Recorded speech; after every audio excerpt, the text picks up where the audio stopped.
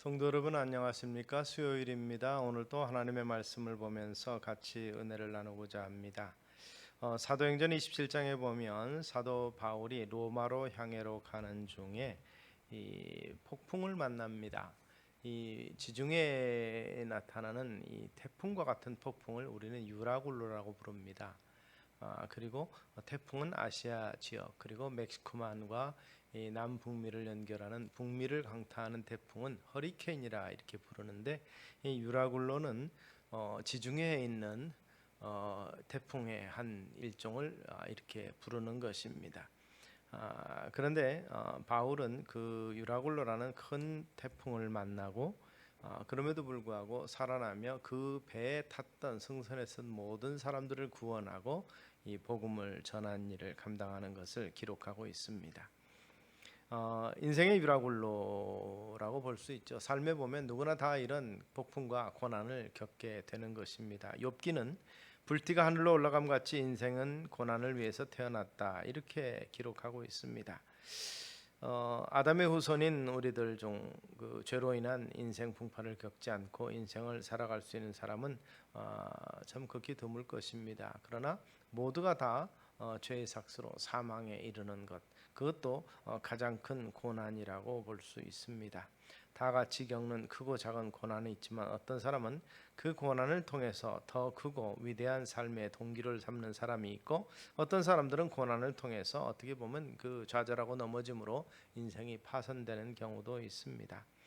그런 면에서 사도행전에 나타나는 이 유라굴로를 만난 바울과 그의 일행의 삶들을 보면 어떤가 우리가 살펴보면서 우리 인생에서 만날 수 있는 풍랑, 그러한 풍랑 시 우리가 어떻게 행동하고 믿음으로 살아가는 방법은 어떤 모습인가를 보면서 같이 은혜를 나눴으면 좋겠습니다.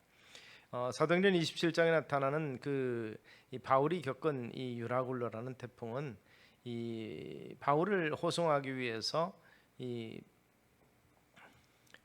백부장 율리오가 있습니다. 아구사도대라고 하는 그 백부장이 있는데 길리기아 밤빌리아 바다 건너 루기아의 모리아 섬까지 갑니다.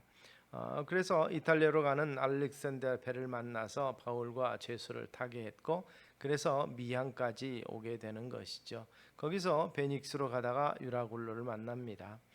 그 이유는 겨울에 미항에서 머무는 것이 좋지 않겠다고 생각한 선주와 선장과 이 모든 사람들이 다 이렇게 합력을 하는데, 사실 바울은 겨울에 항해하는 것은 유라굴로의 위험이 있기 때문에 반대를 했습니다마는, 그러나 재물의 유혹이고 또 삶의 여러 가지 이유들, 편의성을 들어서 사람들은 위험을 스스로 선택을 한 것이죠. 바울의 충고를 듣지 않고 배를 출항을 시켰고, 결국 유라굴로를 만나서 이튿날 짐을 버리고 사흘 때는 배 기구를 다 버리는 이러한 결과를 도출하게 됩니다.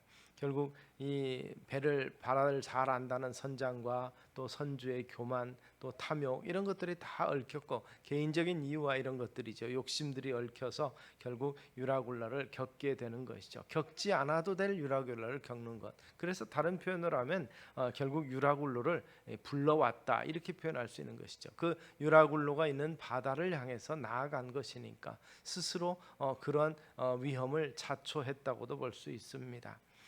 사실 이것을 유라굴로라고 표현하지 아니하고 고난과 인생의 풍파라고 이야기한다면 이런 경험 있는 존재들이 성경에 참 많이 나타납니다. 아담 같은 경우는 하나님께서 시험을 만드신 것은 아닙니다. 그런데 사단이 시험할 때 아담과 하와는 거기에 넘어졌습니다. 이 그들의 교만과 탐심이 몰고 온 이 시험과 곤란이 된 거죠. 선악을 알게 하는 열매를 먹고 사단이 유혹할 때 결코 죽지 아니하리라. 그러나 먹고 눈이 밝아져서 하나님같이 되리라는 그 미혹에 보니까 보암직도 하고 먹음직도 하고 지혜롭게 할 만큼 탐스럽다 그랬습니다.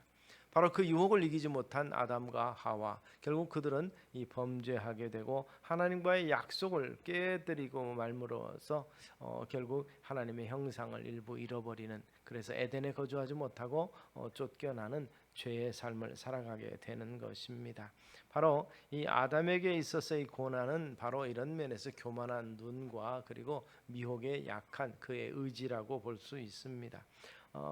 우리 성경에 보면 많은 믿음의 위인들도 이 같은 유혹을 이기지 못하고 넘어질 때도 있었고, 어떤 믿음의 위인들은 다니엘 같은 경우는 사자굴에서, 또는 사드락과 메삭과 아벳느고는 풀무불 속에서 살아나면서도 하나님의 은혜를 체험했고 살피시는 하나님을 증거할 수 있었던 것을 볼 수가 있습니다.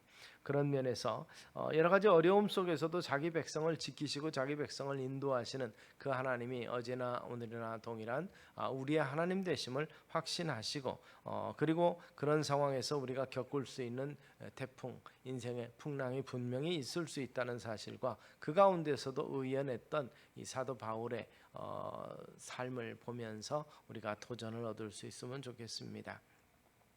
이 유라굴로를 바울이 극복하게 될 때에 그는 그 위험 가운데 있는 사람들에게 나에 속한 바를 표현합니다. 나는 그리스도에게 속해 있다라고 말합니다. 하나님께 속한 것이라 말합니다. 나에 속한 바 곧 나의 섬기는 하나님의 사자가 어젯밤에 내 곁에 서서 말씀하셨다. 바울아, 두려워 말라고 말씀하셨다고 말하면서 나는 내 하나님께 속한 자다. 내가 섬기는 바 된 그 하나님의 이 종이라고 스스로 말합니다. 그래서 내 소속이 어디 있는가? 죄를 섬기는 자인가 하나님의 백성인가를 분명히 해야 될 것입니다. 우리는 사실 교회에 출석하면서 하나님을 아버지로 부르고 그리스도를 주로 고백하는 믿음의 권속들이라는 사실을 우리는 언제든지 잊지 않게 되기 바랍니다. 그래서 어떠한 상황 속에서든지 바로 우리 주가 우리의 주가 되시고 그리스도가 되시고 구속자가 되신다는 사실을 잊지 말아야 될 것입니다. 그리고 하나님께서 불꽃 같은 눈으로 살피시기에 우리는 그의 눈앞에서 그의 살피시는 것에서 도저히 벗어날 수 없는 존재, 벌거벗은 것 같이 다 드러나는 존재임을 우리가 기억하시고 혹이라도 부끄럽지 아니하는 삶을 살아가기 위해서 힘써야 될 것입니다. 그리고 그는 그렇게 말합니다. 내 속한 소속을 이야기하고 나의 섬기는 하나님이라. 내가 섬기는 하나님, 하나님이 나를 섬겨주시긴 하지만 그러나 근본적으로 나는 하나님의 영광을 위해서 하나님을 섬기는 존재라는 것입니다.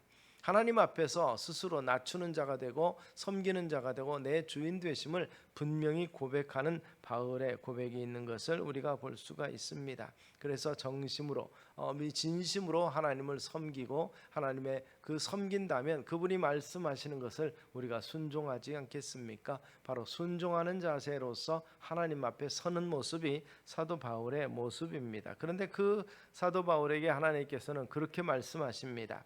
바울아, 두려워 말라. 내가 가이사 앞에 서야 하겠고 또 하나님께서 너와 함께 행선하는 자를 다 내게 주셨다 하였으니 그러므로 여러분이 안심하라. 나는 내게 말씀하신 그대로 되리라고 하나님을 믿노라. 말씀에 대한 믿음이 있습니다. 하나님께서 말씀하셨으므로 책임지실 것이다. 또 하나님께서 말씀하셨으므로 나는 그것이 그대로 될 것이라고 믿는다고 고백하고 있습니다. 바로 이 같은 믿음이 우리에게 필요합니다. 말씀하옵소서, 내가 듣겠습니다. 또 듣고 그대로 말씀대로 행하겠습니다. 또 말씀이 원하시면 어느 곳이든지 가겠습니다 하는 그러한 믿음의 고백이 우리 가운데 있고, 그러한 과정 가운데서 유라굴로를 만나든 태풍을 만나든 허리케인 속에 있든지 간에 하나님의 음성에 귀를 기울이고 그 구원자 되시는 하나님을 열심히 찾는 자가 되기를 소망합니다. 그랬을 때 우리의 일생을 살아갈 동안에 이 같은 풍랑을 전혀 경험하지 않을 수 없지만, 그러나 풍랑을 미연에 방지하거나 풍랑을 잠잠케 하는 유일한 길이 바로 우리 주님께 속한 길이고 주님을 의탁하는 길이며 주님과 함께하는 길이라는 사실을 우리가 기억하시기를 바랍니다. 성경에 보면 풍랑으로 인해서 참으로 길을 정말 저해받고 힘들어할 때 물 위를 걸어오시는 예수님을 제자들이 영접한 경우가 있습니다.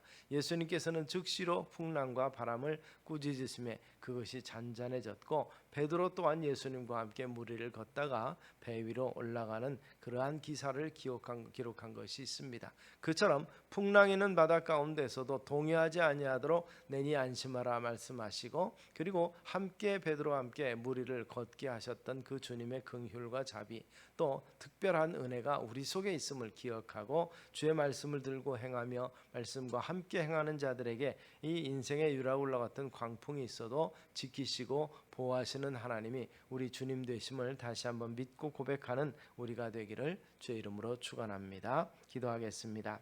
살아계신 아버지 하나님, 인생 사는 동안에 유로굴로 같은 광풍을 경험하지 않을 수 없지만 그러나 그 광풍 속에서도 지키시고 보호하시며 인도하시는 선하신 하나님을 바라보게 하시고 그분을 온전히 신뢰하며 믿고 나아가는 저들이 되게 하시되 그런 것들을 통해서 한 걸음 더 주님께로 가까이 가는 믿음의 성장과 성숙이 있게 하여 주시옵소서. 예수님 이름으로 기도드리옵나이다. 아멘.